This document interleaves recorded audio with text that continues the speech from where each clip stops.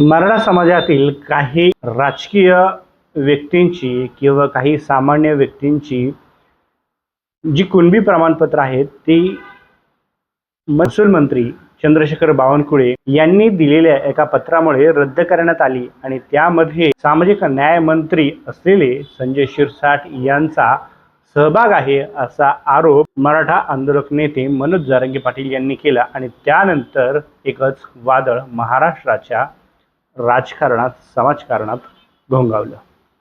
त्यानंतर मनोज जरांगे पाटील यांनी मराठा समाजाला जाग करण्यासाठी आणि सरकारला सवाल करण्यासाठी तसंच मराठा आरक्षणाचा प्रश्न मार्गी लागावा यासाठी पश्चिम महाराष्ट्राचा दौरा केला। त्यांनी मराठा आरक्षणासाठीचा आपला हा जो दौरा आहे तो 7 ते 12 ऑगस्ट या दरम्यान केला। त्यांनी तो दौरा धाराशिव, सोलापूर, सांगली, सातारा आणि कोल्हापूर अशा विविध जिल्ह्यांमध्ये केला। या ठिकाणी त्यांना लाखोंच्या संख्येने मराठा समाजांनी आपली साथ दिली। मोठी गर्दी देखील आपल्याला पाहायला मिळाली। ठिकठिकाणी त्यांचे स्वागत आणि सत्कार देखील करण्यात आला। त्याचबरोबर या दरम्यानच्या काळात ओबीसी नेत्यांनी त्यांच्यावरती आपलं तोंडसुख देखील घेतलेलं आपण पाहिलं। मात्र आपला हा मराठा आरक्षणाचा लढा जो आहे तो निर्णायकी लढा आहे हे त्यांनी मराठा समाजाला पटवून दिले। त्याचबरोबर त्यांची आज अंतरवाली सराटी येथे दुपारी 12च्या दरम्यान एक महाराष्ट्रातील किंवा महाराष्ट्र राज्यातील जे विविध मराठा आरक्षणाचे अभ्यासक आहेत, तज्ज्ञ आहेत, यांच्यासोबत एक मोठ्या प्रमाणावर अशी बैठक होणार आहे। यावेळी मनोज जरांगे पाटील यांच्यावरती छत्रपती संभाजीनगर येथील एका खाजगी रुग्णालयात उपचार सुरू आहेत। ते दरम्यानच्या कालावधीत पश्चिम महाराष्ट्राच्या दौऱ्यावेळी झाल्याच्या नंतर ते आजारी पडले।